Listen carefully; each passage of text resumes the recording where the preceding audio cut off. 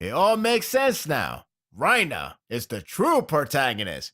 Good, because I'm rooting for him all the way.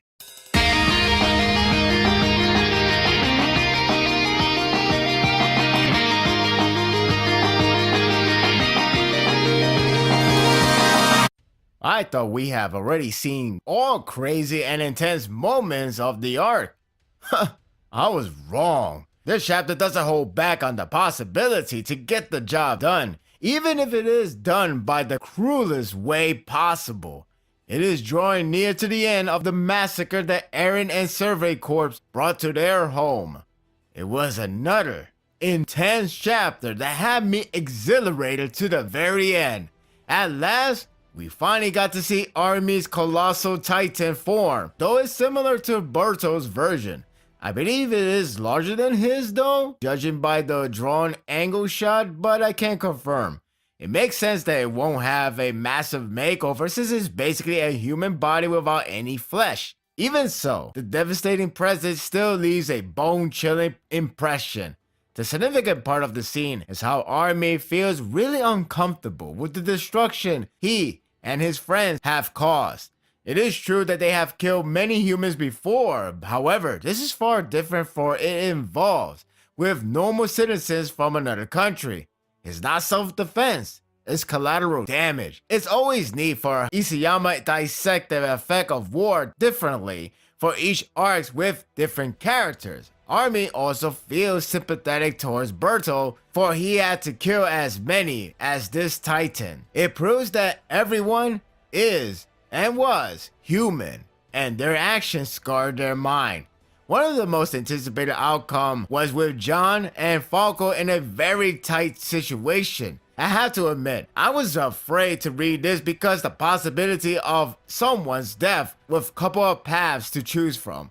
The way how it builds up was getting to me really bad, like, who will die? It turns out that Isayama didn't kill anyone off as John misses his shot. It sparks a new question on whether John missed because of sympathy or the steam from the dying cart titan that navigated the spear. This may lead to inner conflict of killing innocent lives or leaving dumb to be the next threat, which somewhat ties in with Army's early scene well. The good news is PX survives. The bad news is she's in a horrible state. When Falco pulled her out of the Titan, I thought he pulled her head and spine only. Her hair and blood-splattered spots deluded my eyes. Still, she looks awful. Nearly thought she's already dead. Luckily, Falco and Gabi escaped with her thanks to Magiv and other soldiers. It's crazy how much of a hero vibe they're having, yet they're technically the villain. It's called humanity.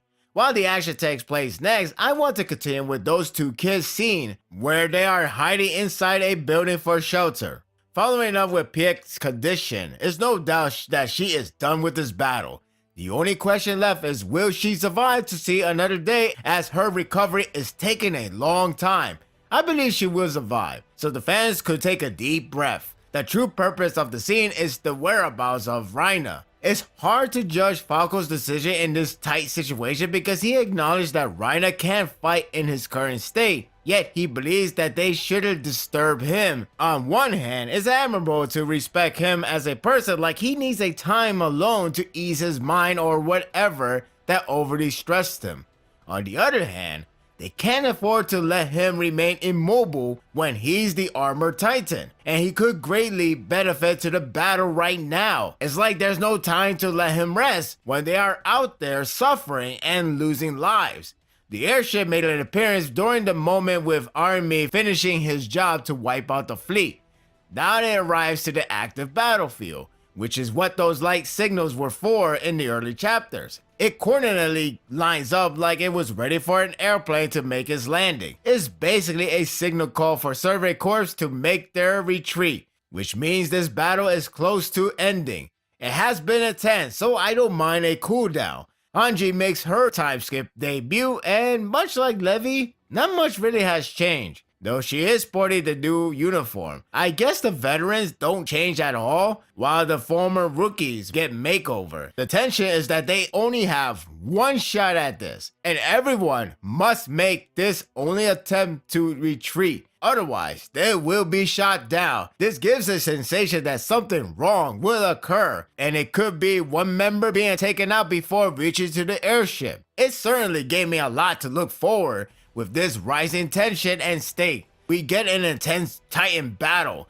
Porco lost his temper after witnessing his comrades being taken out, not even knowing if they are alive right now. It engages him to attack Eren head on, and he was matching up well. The devastation was captivating, capturing the intensity of two titans in a heated battle very well. Jaw is actually pretty damn frightening to mess with because it can chop down an armored hand like a soft candy. The claws are no joke as well. It can freaking slash the crystal that Tiber Lady is resting in and actually leaves a mark. I thought we saw everything from Jaw, but when used correctly, it's terrifying. Eren was struggling, but this will give him a brilliant yet heartless idea.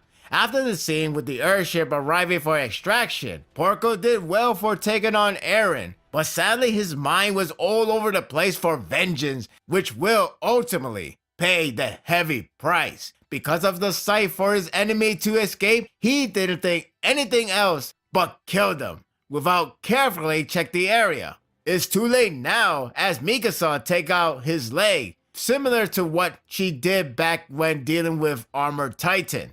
Then we have this scene. I know the series has plenty of brutality for a shonen no less. However, I believe this has to be the most brutal way to defeat your enemy. It's smart, no doubt, but good God almighty, this was purely messed up. Eren takes Jaw Titan and uses his jaw to crush none other than the crystal. In other words, use your enemy to crush your other enemy. Force him to be a murderer of his comrade. Holy shit. Wow. This whole scene was bone-chilling. And you know what? It's rightfully so. The sensation of this one moment is not only a slow victory for Eren, but the large amount of regret is coming in for Porco for costing Warhammer Titan against his will. It slowly takes the time as he is slowly pleading to stop. But with Eren, no amount of care is given. The crystal shattering is a clever way to illustrate her as a crushed body into pieces without resorting to graphic imagery. Either way, she is crushed, and the Warhammer Titan is now in Eren's possession. That was so painful. Dare I say, physically painful to watch it. Probably my absolute favorite scene is the Rise of Reiner, to do one act that blurs the line of good and evil. It got to the point that Eren really looked like a total heel or villain with how he is annihilating them in the most brutal manner. I know this is war and understandably so, but the imagery is rather staggering. I could throw this chapter to a newcomer and they would say, man, this Eren guy is such a monstrous villain. Porco was about to be killed, but what leads to next is the imagery of a rising hero. It is amazing Isayama managed to swap the position of who would get a heroic act in the midst of a massacre. Gabi cries for Reiner to help for he is the only one to save him. Falco joins in later on, basically submitted because they are really in need of help right now. Reiner was still sleeping, but cautions to know they're calling for him. It's very telling that he doesn't want to help, but the more they cry, he finally begins to rise up and manages to turn into Armored Titan. It wasn't completed, but it was good enough to pull one act. Despite his words described as depressing, the fact he did shift to a Titan does speak volumes. Remember, he wanted to kill himself really badly, but he said that the kids are his reason to not give in the temptation. This basically readdresses that since he did shift.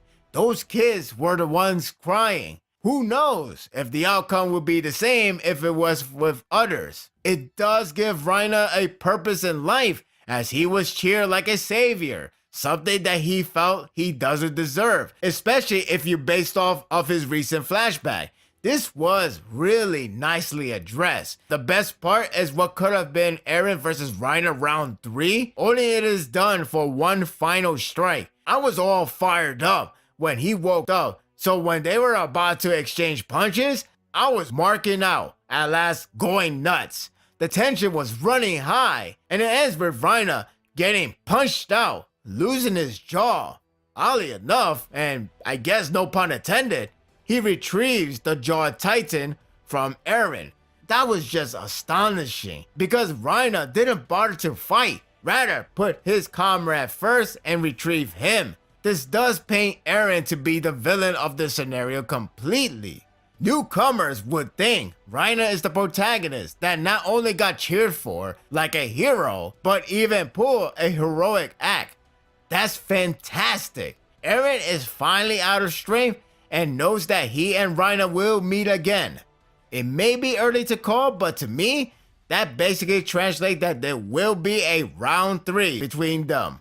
I wonder if I should root for Reiner if Eren continues to act this way. Everyone is retreating, which means we can finally rest from this mayhem. Nope, Gabi is not letting that go by easily. Though I don't blame her. What this chaos essentially done to her is to be clouded with vengeance. It's kind of funny because if I recall correctly, she was designed after Eren, but as a female instead. In other words, if you're associated with Eren, your mind will be nothing but revenge. Joking aside, it does set the tone that the chain of vengeance can pass around by your action, and Gabi is the victim. It ends with her going out to take a shot. Unlike the last chapter, something big may happen with Gabi. It could end with a fluke like this one, but I think we are in for something going wrong. Oh joy. I gotta say, the artwork and paneling has been some of the best Isayama has put out in recent memory. The atmosphere was intense as it should be. The sequence of the action was exhilarating. The moment of breaking the crystal was unnerving and quite shocking to some extent. Something about it gave me serious chills. Probably the reaction and slow build to the breakdown got me all worked up. The part with Reiner getting up and confront Eren was gratifying. It wasn't meant to be a battle, but damn, I got hyped. This was yet another intense chapter that Isayama keeps on delivering. It's going to cool down really soon, but I believe we are in need for one. The action was intense, the tension was running wild, and it was all around riveting from start to finish. The mystery from the last chapter hasn't been unveiled, including with Zeke. After Gabi takes a shot, whether it leads to more dilemmas or not, we are going to have a lot of time to process this through. And that will do it for the review. I hope you enjoyed this one.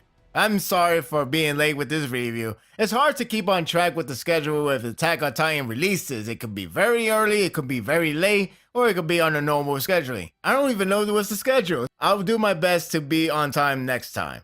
So what do you think is going to happen? Do you think Gabi will shoot down John or someone else? Do you think she will miss? Do you think she will get killed? Do you think something else will happen instead? Anything goes, and we have another month to wait. What do you think of the chapter? Share your thoughts in the comment. If you like this and want more of this, subscribe to my channel, and my world will be yours to stay. Until next time, take care.